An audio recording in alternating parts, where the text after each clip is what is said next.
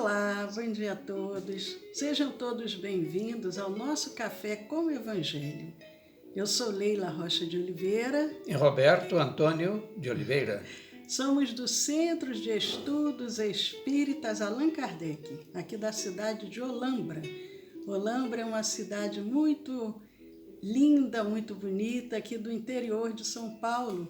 E é uma alegria estarmos aqui juntos, compartilhando esse Café com o Evangelho. Hoje é sexta-feira, dia 19 de junho de 2020, nós estamos concluindo o que nós começamos no início da semana. Mas já, Leila?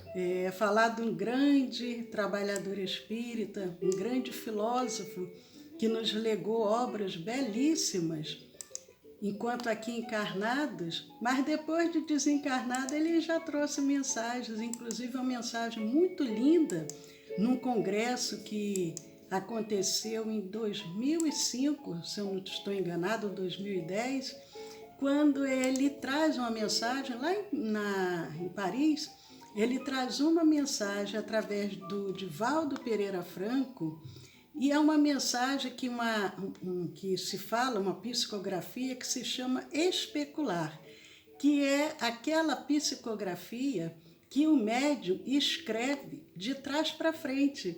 E para que a pessoa possa ter condições melhores da leitura, ela precisa colocar diante de um espelho para poder ver o que está escrito. Então, Leon Denis traz uma mensagem em francês, nessa mediunidade especial, que é essa psicografia especular, através do nosso venerável Divaldo Pereira Franco. E outras mensagens também ele tem nos trazido depois já de desencarnado.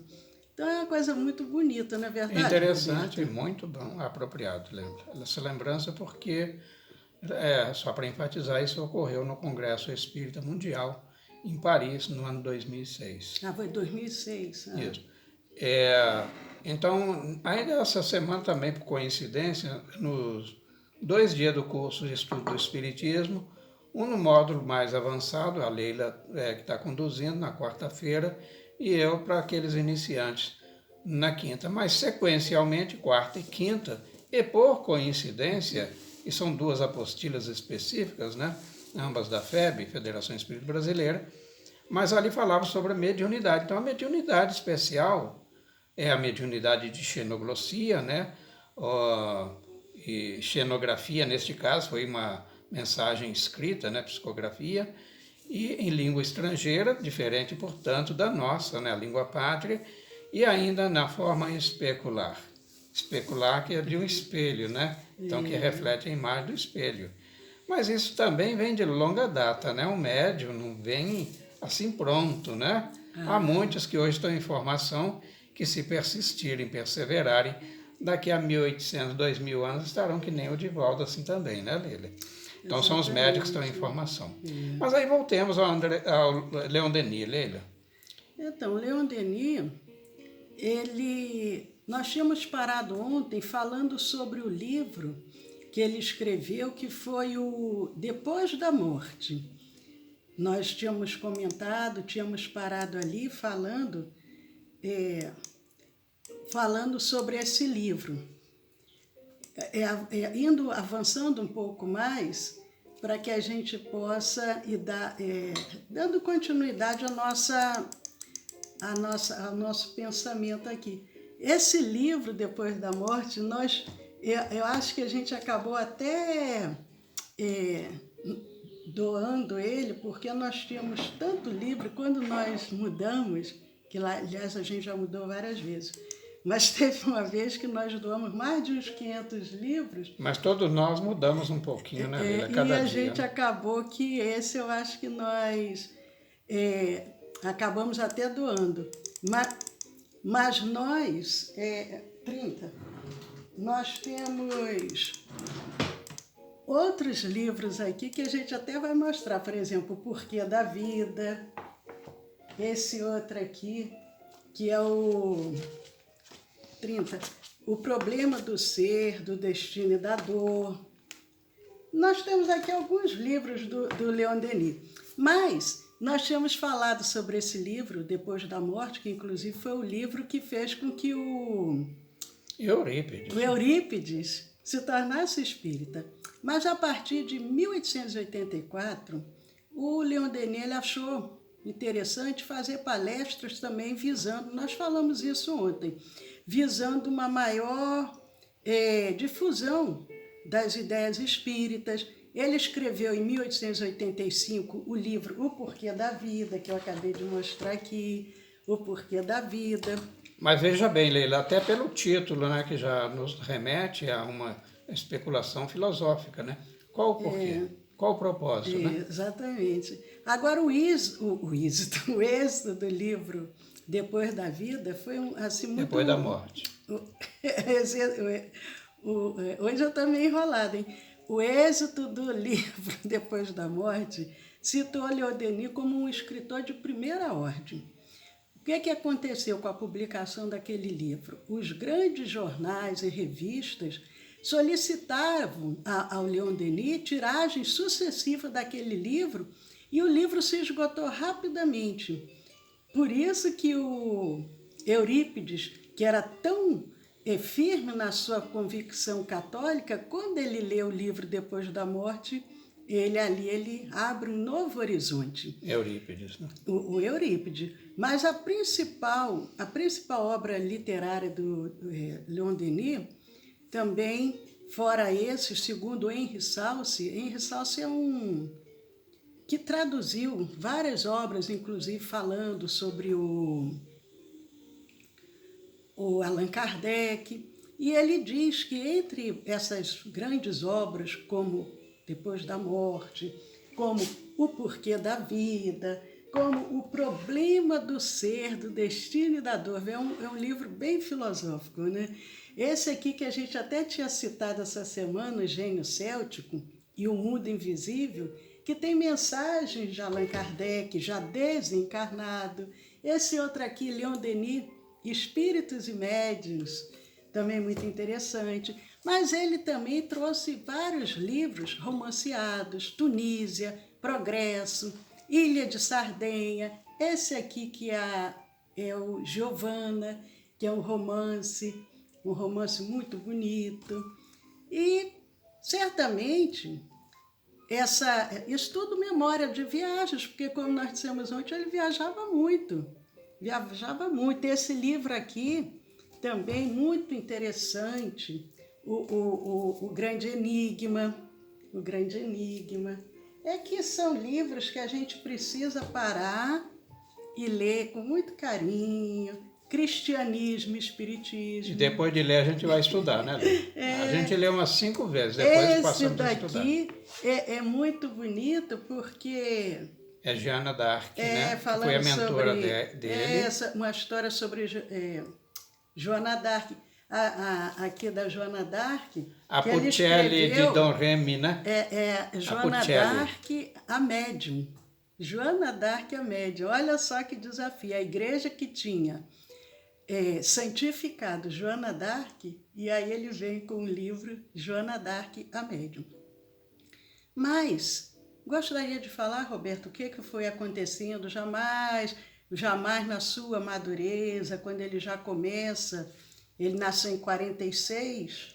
Então, de 1846 até o último ano dele entre nós, que foi em 1927, então uma trajetória de todo o espírito missionário riquíssimas, de realizações, de transformação daquela sociedade, porque aquele que multiplicando-se numa pessoa só, ao mesmo tempo que é um pedagogo, que é um sociólogo, um filósofo, que é um homem com uma visão ampla da realidade que nos permeia, a realidade dos dois planos, ele desperta não só a nós que ainda dormimos, mas também motiva outros a caminharem na mesma direção.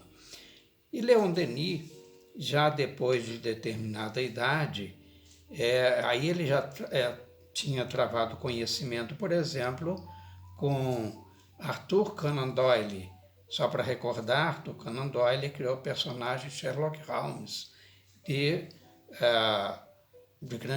brilhantismo, muito bom. Então ele era um escritor prolixo e ele solicita permissão ao Léon Denis para traduzir para o inglês, já que foi escrito no original em francês, solicita ele por escrito, é lógico, a permissão e lhe é concedida para que ele traduza aquela obra para o inglês.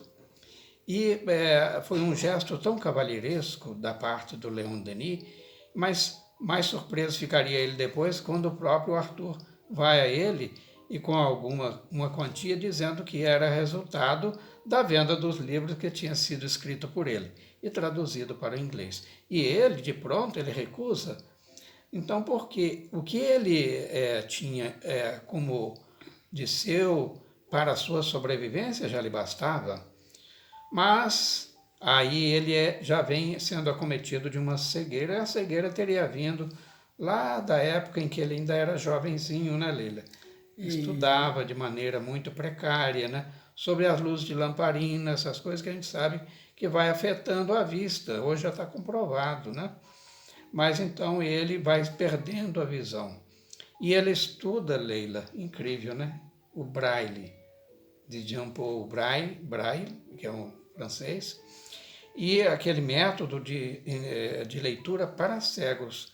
E ele tinha uma chapa, Leila, sobre a qual, essa chapa metálica, ela era como pautada, né? Para que ele, ao escrever, fosse se guiando por aquela linha para que as frases não ficassem embaralhadas, né? De uma linha para outra. Porque a visão foi ficando tão enfraquecida que ele já praticamente não enxergava. É tanto que quando ele vai ao Congresso, e ali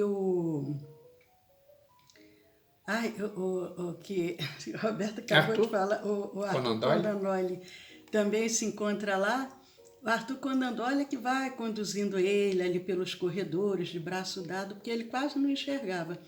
E ele produziu muito, muito depois já de praticamente cego. Continuou escrevendo, ele tinha uma secretária que o auxiliava e ele fazia questão de responder todas as cartas que chegavam até ele. A secretária lia, ele ditava a resposta e ela encaminhava as cartas. Mas tinha cartas que ele fazia questão de responder pessoalmente. Aí, nesse momento, ele fazia isso. Ele tinha um apoio para que a letra não fosse saindo fora do papel e ficasse toda embaralhada, e ele ali escrevia. Teve uma tarde, nesse dia, ele ficou um pouco triste, porque ele havia escrito, e eu imagino as cartas dele, a profundidade que deveria ser.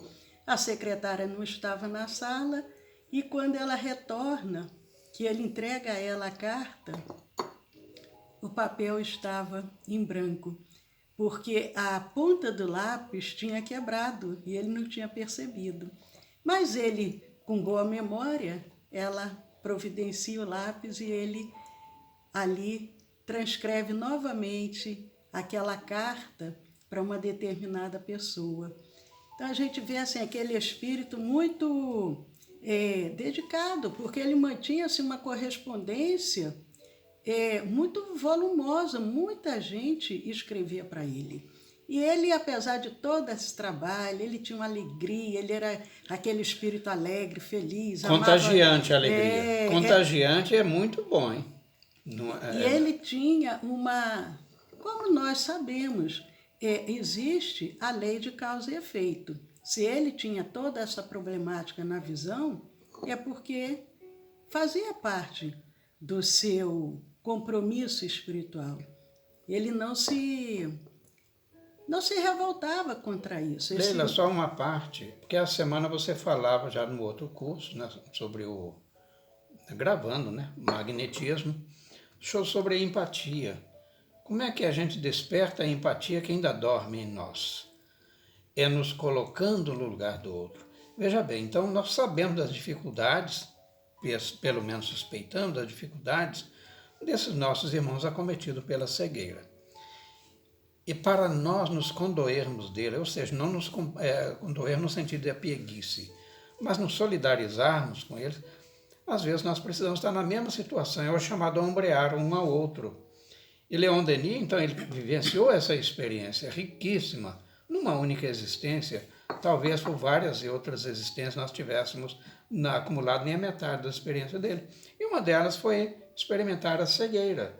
Né? E esse livro que a Leila mostrou, que foi o último da lavra mediúnica dele, mediúnica porque foi editado por Allan Kardec, na sua maior parte, é o Gênio Céltico e o melhor... É o Gênio Céltico mesmo. Céltico e o Mundo Invisível. Isso. Então, esse o Mundo Invisível. foi praticamente sobre dessa forma, né?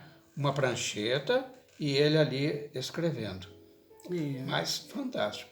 Então, essa determinação que orna as grandes almas é delas que ainda nós precisamos vestir. Aquela alegria contagiante, né? Em 1911, ele lança o livro O Problema do Ser, do Destino e da Dor. E ele, trabalhando muito, ele acabou pegando uma pneumonia e ficou muito, muito enfermo com esse momento, ali em 1911, com um trabalho muito intenso. Mas uma coisa que o abalou muito foi quando veio a guerra, a primeira guerra entre 1914 e 1918, ele que era um espírito assim tão humanitário, que amava tanto a natureza, amava tanto os jovens. Então aquilo ali, logicamente todos nós que já temos um pouco mais de um sentimento desenvolvido, ficamos muito condoídos. E aquilo para ele foi assim, muito triste, ao ver partir ali para o campo de batalhas a maioria dos seus amigos. Então ele ficou muito chateado com tudo aquilo, mas sempre muito firme, muito determinado. Quando a guerra já estava chegando ao fim, ele publica na Revista Espírita, ele passou a publicar na Revista Espírita, em todos os números da Revista Espírita ele começa a publicar textos, já quase no final da vida, porque a guerra terminou em 1918. Então, após a primeira ali guerra... ele viveria mais 9 anos, né, Lili? Mas praticamente cego, né, até 1927. Ele aprende o braille, como o Roberto disse, e isso ajudou o quê? Ajudou que ele pudesse fixar no papel aqueles elementos de capítulos ou artigos que lhe vinham ao espírito. Pois nessa época da vida, ele já com uma idade já avançada, ele estava praticamente cego. Praticamente, não é verdade, Roberto? Sim, vê aí a determinação, a perseverança, né? Porque quando nós sentimos algumas limitações ou somos acometidos dessas limitações, às vezes nós paramos. Mas aquele espírito arrojado que tem, como Jerônimo de Praga, ele disse, firme, meu amigo, meu irmão. Meu filho. Meu filho. Quer dizer, com aquele atitude paternal, Jerônimo de Praga, só para recordar que foi supliciado, assim como teria ocorrido pouco antes, né, com Jean Rus, de quem ele era discípulo, lá no ano de 1415. Então ele conduzia como a um filho ao Leon Denis, então incentivando, mas que ele não esmorecesse. Pois que ele dizia, o prêmio, né? Pois a vitória será gloriosa. Então, em 1915, ele iniciava uma nova série de artigos, né, repassando, ou seja, continuando sempre, né? Agora, aí o que ocorre, em 1915? Então, né? Nessa época, que foi um momento que a gente até falou também, que houveram vários momentos, vários. 1915 foi um momento assim que os ventos sopravam contra o espiritismo. E tinha um filósofo que ele começou o Eusé, ele trouxe muitos artigos contra o espiritismo e afirmava prematuramente, esse filósofo, que à medida que a metapsíquica fosse avançando, o espiritismo iria, para e passo, perdendo terreno. Sempre é assim. Sempre tem alguém para dizer, ah, isso daí não vai adiante, isso daí vai esmorecer, isso daí não vai dar em nada. A propósito, né, Leila? O que é metapsíquica? Ah, é um... Ninguém mais sabe o que é isso. Quer dizer, quem que desapareceu? Foi o Espiritismo, ou a filosofia espírita, ou foi a metapsíquica, né? Desapareceu, tanto é que mudou de nome. Hoje estamos em psicanálise, mas nenhuma nem outra descredencia, ou melhor, consegue apear do ponto em que está ao Espiritismo, a doutrina espírita. Aí o Leon Denis ele faz um artigo muito bem elaborado, como sempre, estabelecendo ali com admirável nitidez a diferença entre o Espiritismo e o metapsiquismo, pontuando da mesma forma que Kardec fazia quando chegavam aqueles detratores do Espiritismo. Kardec não era agressivo de uma forma, mas ele ia pontuando tudo que a pessoa trazia de uma forma equivocada, por não conhecer o que era aquela nova doutrina. Kardec ia esclarecendo com muito equilíbrio, com muito bom senso. Mas já estamos chegando ao nosso final, olha só. Mas e aí, Roberto, o que acontece com Leon Denis? Então, em março de 1927, e aí ele já contava 81 anos, tendo experimentado, não todo tipo, mas inúmeros, muitos mesmo, tipos de provações, ele já muito cansado, esgotado, aí ele tinha terminado o manuscrito que intitulou O Gênio Céltico, esse que nós viemos falar, foi o último livro dele. Então, no limiar mesmo de sua última existência entre nós, então ele já tinha feito o manuscrito, ou seja, já tinha feito o rascunho desse livro. Para publicar o livro. Para publicar. Para publicar. E aí a revista... fez a prova, vai lá na gráfica, Isso, revisa. tem que ver a prova. E aí na terça-feira, 12 de abril, em torno de 13 horas, respirava Leon Denis já com muita dificuldade.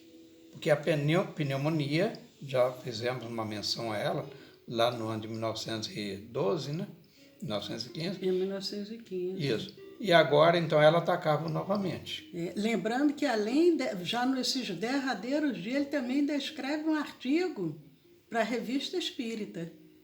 Ainda escreve um artigo. Nos recorda, em parte, né, esse gesto último dele, do Eurípides, né, que já moribundo, né, e bate-lhe a porta, que não só para recordar, que já falamos dele, né, alguém bate-lhe a porta buscando um auxílio, mais uma receita mediúnica. Né? Não, era o Peixotinho. O Peixotinho, isso, desculpa. Peixotinho. Então, Peixotinho, quer dizer, nós estamos falando de grandes almas, né? Grandes espíritos que nortearam o nosso rumo, nos deram aquela bússola. Né? Então, ele tem no último momento, e ele ainda entrega-se por inteiro, e ainda rever neste último, praticamente o último dia, falando de 12 de abril de 1927, esses últimos textos, as chamadas provas, né, desse livro que acabamos de mostrar, O Gênio Céltico e o Mundo Invisível. Então a vida parecia abandoná-lo, mas o seu estado de lucidez era perfeito. É mais ou menos aquele tipo, olha, eu já estou desvitalizado. O fluido vital, como sabemos, dos nossos estudos, ele que nos dá a organicidade, a possibilidade de respirar, faz circulações, a hematose e por aí vai.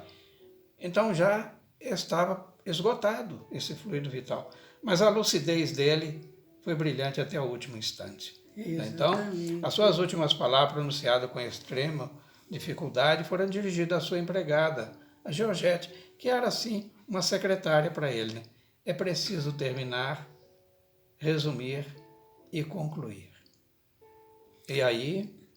Ele fazendo alusão ao prefácio da nova edição biográfica que ia ser sobre o Gênio Céltico, uma edição biográfica de Kardec. Isso. Agora é interessante, apesar dele ter falado assim com dificuldade, porque ele quase, a secretária dele, ela conta que parecia que ele praticamente nem abria a boca.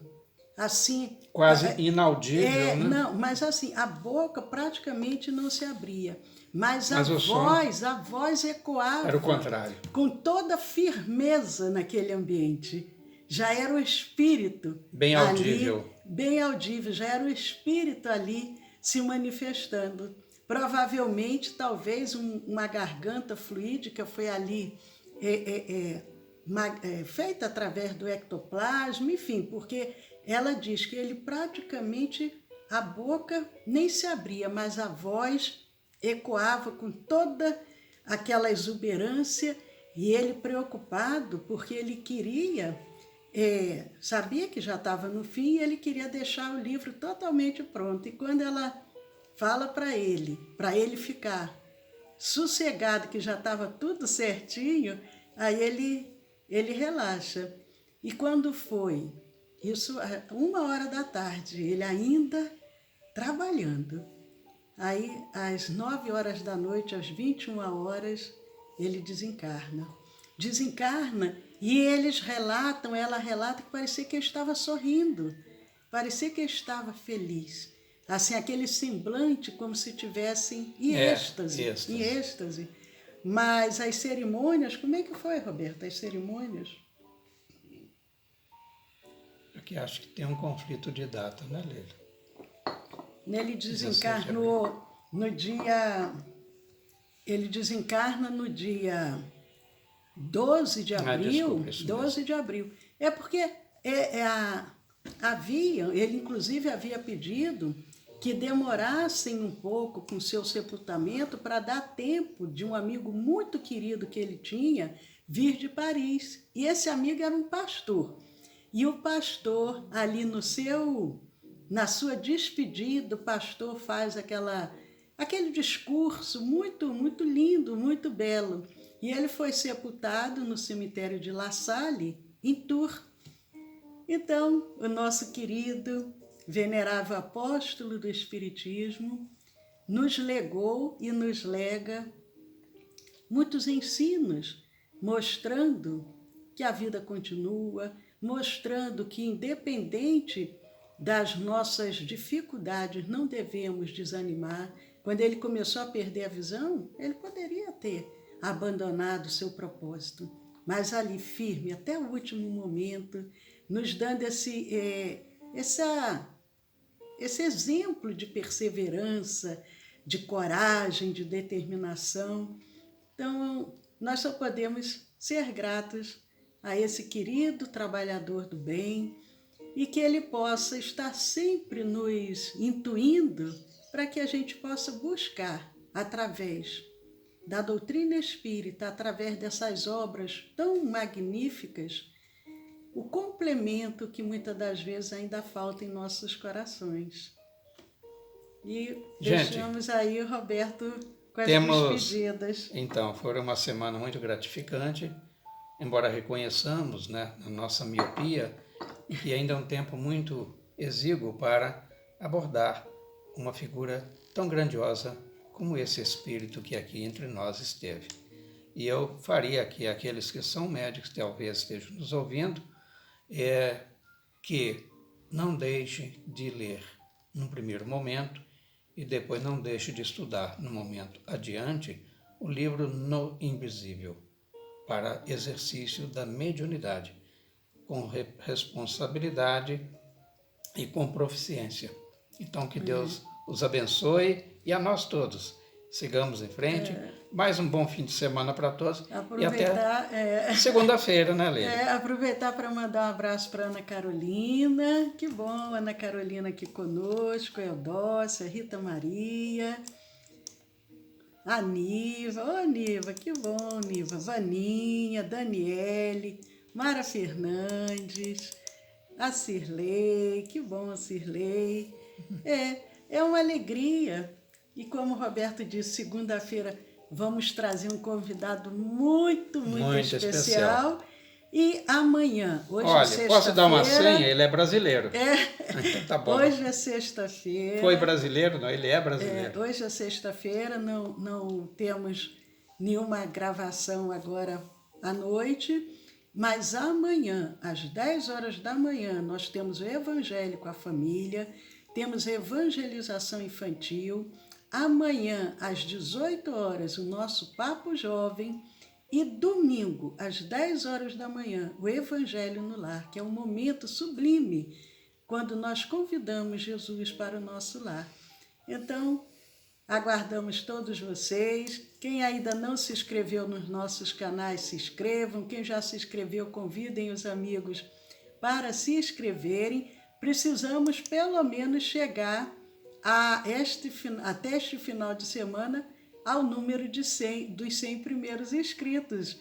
Por enquanto, ainda não atingimos essa meta. Falta um pouquinho, né, Luiz? Falta um pouquinho. Gente, Compartilhe. um beijo, paz a todos e até amanhã.